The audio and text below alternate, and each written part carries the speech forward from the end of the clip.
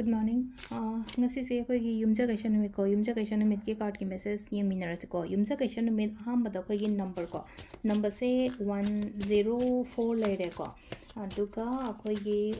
104 leire aduga akoigi color dana harsina color se dana akoina haise green machu ko ngasigi oina green color gumba kai gumba du minus sinabe ko chak thongba da jo akoina hai tar ko asangba machu se asangba machu se asangba machu gi chaba yaba hairasine ko haidi elaichi ni khangde natraga khoi gi tulsi leaves ni khangde cheng chuba do maina happy ba ko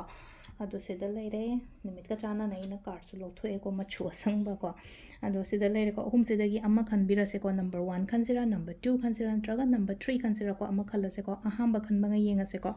ahamba khanba ngai gi sida la ise hai tar ko three of fire and like three of fire se lakpa matam se ko tau hairi ba thabak se haide akoi de injan ba doma kha haidi tau ke no ma chatlo nangna khallaga nangna ninga ga leidi ba poto tau kholo na haibani se mi se hi tonga ga ma se tholak pa gi type ta ma tau dra tu na haidi khallaga leita ba hai tar ko haidi khannang khallaga leita ba haidi thabak pang tho ko to tho on hairi ba neim dagi thokpani khangde thabak step lo bani khangde amani khangde aina khalli ba ko liba ma'am do ko sisina khoi gi number 1 kan bangai gi oire ko number 2 kan bangai ko number 2 gi na se la ai se hai tare ko jikse dum sise ma se hip boy la boy tawraga ya laga lere ko silai che ko chali ba mong sum chal halo hai ko dum hai tare ko sa chali ba mong sum chal halo hai raga di ko kemta hai di change nung taw da ba khota ba hai tare ngasi se ke no manam phu sapu da tawsan ki ko chen ge na khan gano ba la e phare laktre phare hai na tumai na khan do pi ba ko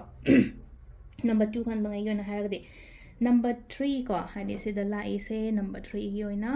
Laiba card से message ना कहीं है कान से खुदों चाबगुम्बा कईगुम्बा है तारे को सिलाई से को खुदों चाबगुम्बा कईगुम्बा अदुमाई तौरगा अइंगोंदा चंगओ खोलो हाइना पीबा है तारे को हाइदि कइनोमा अइंगोंदा प्रपोजल है तारे अहनगुम्बा अमा लाआगनी खंगदे अमनी खंगदे अइगी मकोक थोंगबा कैन मथक थोंगबा मीना अइंगोंदा खुदों चाबगुम्बा पीबीरकपा खोपीरकपा अदुमाई तौले को सिसना खोइगी कार्ड की मेसेज लेरे को